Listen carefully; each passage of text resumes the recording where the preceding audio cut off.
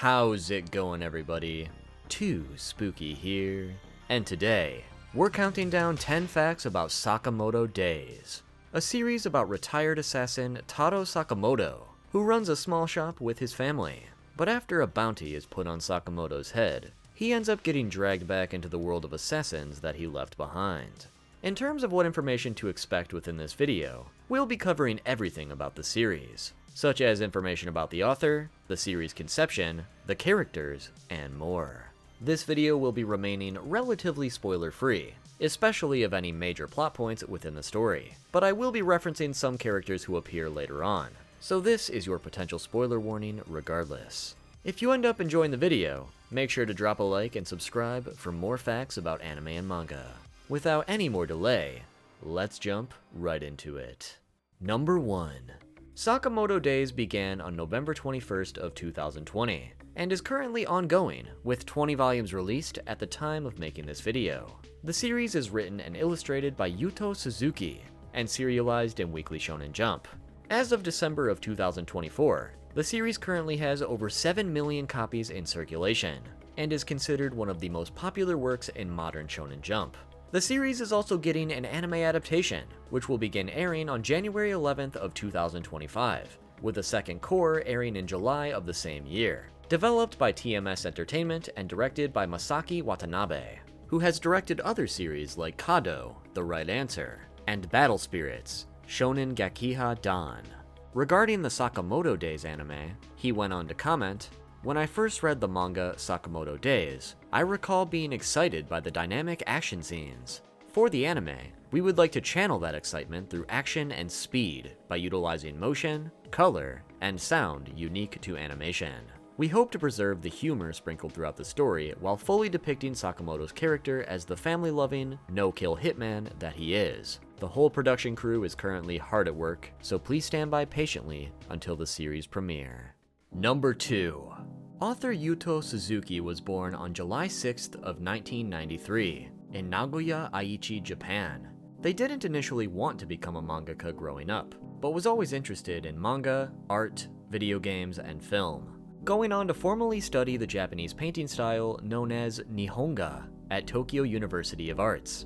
Upon graduating, they were unsure about what career path they wanted to take, until they came across the manga Domu by Katsuhiro Otomo, which deeply inspired them and put them on the path to try and become a mangaka, further being inspired by other works from Katsuhiro Otomo, Takahiko Inoue, Akira Toriyama, and Hiroya Oku, with Hunter x Hunter being their personal favorite manga. Outside of that, being an avid cinephile, Suzuki also constantly draws inspiration from film, especially foreign ones, with his favorite director being Christopher Nolan.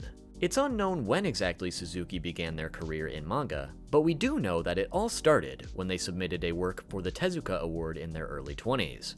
Although they didn't win any awards or honorable mentions, their work caught the eye of editor Sosuke Ishikawa, who would go on to represent them and get them various jobs as a manga assistant, the most notable of which was working as an assistant for Gege Akutami on Jujutsu Kaisen, continuing to work for them over the series' first few volumes. Suzuki would then make their manga debut in Shonen Jump Plus with the one-shot Gadaku in April of 2019, a story about the city of Gadaku, where murder is frequent. And when a man involved with the local syndicate gets in some hot water, his problems might be solved thanks to a mysterious old man with a katana, who strikes down anyone who has bad intent toward him. Upon its release, Gadaku would accumulate 590,000 views in only the first week, and become one of the most popular one-shots on the platform. A few months later, they would release another one-shot on Shonen Jump Plus, called Locker Room, in September of 2019.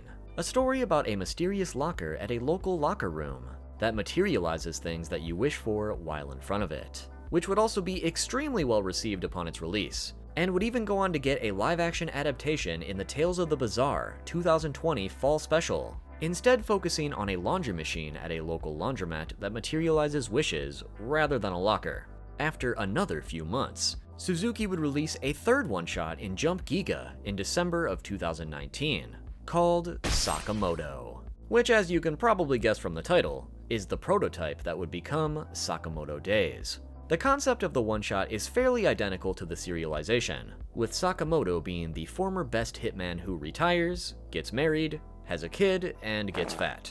With the main differences being that Sakamoto just works at a local supermarket, rather than being the owner of his own store. His former mind-reading partner, Shin, then gets a job with Sakamoto at the store, with the condition that he never reveals Sakamoto's true nature. Everything is going swell, until the store ends up getting robbed, which forces Shin and Sakamoto to brutally kill the perpetrators, which Sakamoto obviously doesn't kill in the main series.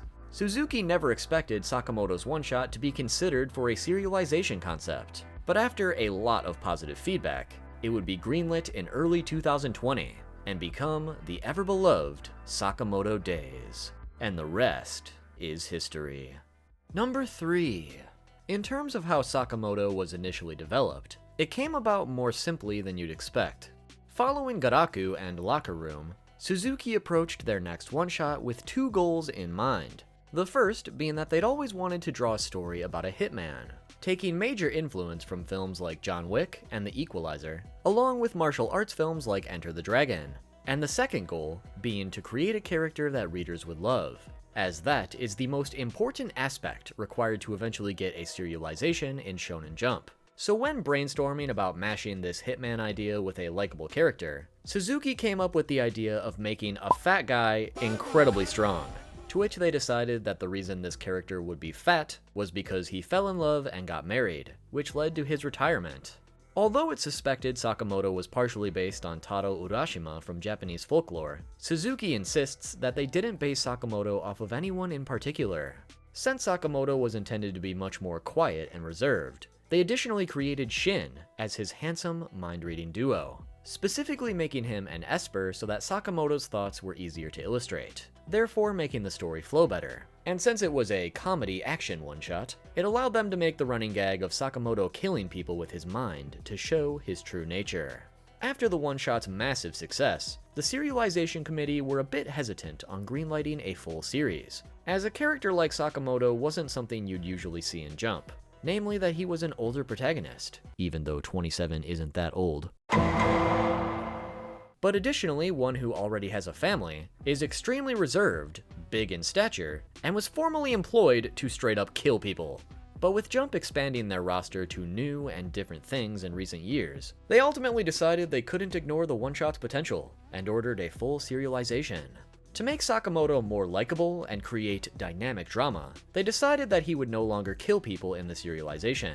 Initially, the plan for Sakamoto Days was to make Sakamoto more of a handyman, who would solve episodic issues with intense action and comedy to boot, and Suzuki wasn't focusing on a larger story at hand. However, as more characters and situations were introduced, Suzuki claims that the broader story kind of wrote itself, and the series pivoted towards more of the action thriller it is today. Number 4. You may have already picked up on this from the earlier facts, but the old man with the katana from the Garaku one-shot would later appear in Sakamoto Days as Takamura, including his insane skill with the katana, incoherent mumbling, and even his serious side. Described as the most mysterious member of the Order, and debatably the strongest among them, who has been around for longer than any of them could guess. It's also speculated that Takamura is the old man from the Locker Room one-shot as well, due to their extremely similar appearance. But we don't actually know for sure, considering the old man in Locker Room is quite talkative with no katana present. Either way, bringing Takamura into Sakamoto Days from Garaku was an excellent choice, because with Garaku's popularity for its incredible action sequences featuring Takamura, it allowed Suzuki to go even harder with him, and ultimately make him one of Sakamoto Days' most badass characters. Number 5. Outside of Sakamoto, Shin, and Takamura, a lot of the other characters in Sakamoto Days were developed specifically to fit into various action sequence ideas. Examples being, Liu Xiaotang was created because Suzuki wanted to illustrate a battle with a Chinese assassin, and in the process of doing so, they additionally introduced her as a potential heroine for the main cast as the sequence played out, which wasn't originally planned. In a similar manner, Heisuke Mashima was introduced because Suzuki wanted to depict an intense battle with an expert sniper. And as a more recent example, Higuchi was developed after Suzuki saw a funny YouTube video, and got the idea to introduce a character who performed good deeds specifically to gain good karma, to counter the bad karma of killing people. As a little bonus, Suzuki claims that Gaku is the easiest character for them to draw. Number 6. When it comes to the immaculate action scenes in Sakamoto Days, Suzuki's editor attributes their incredible ability to illustrate them from their love for film. As like we mentioned earlier, Suzuki is a massive cinephile, so they're constantly making sure to watch plenty of films, TV shows, anime, YouTube videos, read other manga, and even collects various ideas from Pinterest to keep every action sequence as fresh, up-to-date, and relevant as possible, which is evident from their incredible paneling and dynamic camera work in each action scene. As for example, when developing the action sequence on the train, they made sure to watch plenty of movies and read plenty of manga that featured action sequences with trains. That way they could analyze what worked and what didn't from each of them to create the ultimate train sequence of their own. Outside of film, Suzuki is also a bit of a gamer, which no doubt also influenced their work. I'd even be willing to bet that Gaku's introduction as a gamer who likes Resident Evil came from Suzuki's own love for the games. Likely a similar situation with the development of Kanaguri from Suzuki's love for film, but of course, just an assumption. Speaking of video games, the series is also getting an official game on mobile devices in spring of 2025, called Sakamoto Days Dangerous Puzzle. Not much is known about the gameplay at the moment, other than the fact that it'll be a puzzle game where you can form your own assassination team while also running Sakamoto's shop, so be on the lookout for that later this year. Additionally, Suzuki's favorite video game is Metal Gear Solid 3. With all that in mind when it comes to modern shonen manga, Suzuki's ability to craft such compelling action sequences puts Sakamoto Days at the top for action-oriented manga, alongside other popular works like Dandadan and Chainsaw Man. So if for whatever reason you're watching this video and you have yet to read the series, if you love action, Sakamoto Days is truly the peak for the action genre. Additionally, for any creative people watching, Suzuki crafts all of their manga with Clip Studio Paint. So if you've been avoiding learning that program, maybe now is the time to start. Number 7. Outside of the main series, Sakamoto Days also has a spin-off manga and 2 light novels. The first light novel, titled Sakamoto Days, Kodoshiya no Method, was released on April 4th of 2023, written by Misaki Renka, with illustrations featured by Suzuki. It features various spin-off stories with the cast, such as Shin and Nagumo having a fishing duel, Shishiba and Osaragi going out to get some ramen, Kashima working remotely, and more. The second light novel, titled Sakamoto Days, Kodoshiya no Blues, would be released on December 4th of 2024, once again written by Misaki and featuring more illustrations from Suzuki. Much like the previous light novel, it features various spin-off stories with the cast, such as Sakamoto going to a hot spring with his family, Sakamoto, Nagumo, and Rion as students, the Seiba brothers working a part-time job at a crepe kitchen, and more. Then, the spin-off manga is called Sakamoto Holidays, which began on July 4th of 2024 and is currently ongoing, published in Shonen Jump, and is written and illustrated by Tetsu Okawa, who was formerly an assistant on the main series. Sakamoto Holidays basically amounts to an alternate reality of the main series, where Sakamoto and his family are identical, but all of the side characters are high schoolers, with Shin in particular learning about Sakamoto's past as an assassin by reading his wife's mind, and then begging to be employed at their store to get closer to him, while other characters like Slur own a used bookstore. Imagine going there to look for out-of-print manga and being faced with this skinwalker-looking motherfucker. Oh my god! Is that Devils in the Moonlight? The manga adaptation of the One Piece Dungeons & Dragons series by Rustage? I absolutely have to buy this! Ah, what the fuck is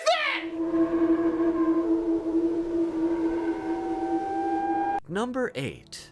Underneath his suit, Nagumo is tatted the frick up, and a lot of his tattoos actually reference various different things. For example, multiple of his tattoos reference the golden ratio of mathematics, as he has the Fibonacci spiral on his neck, rectangular tattoos on both of his hands, and a sequence of nested square roots on his forearm, all of which can reach the golden ratio.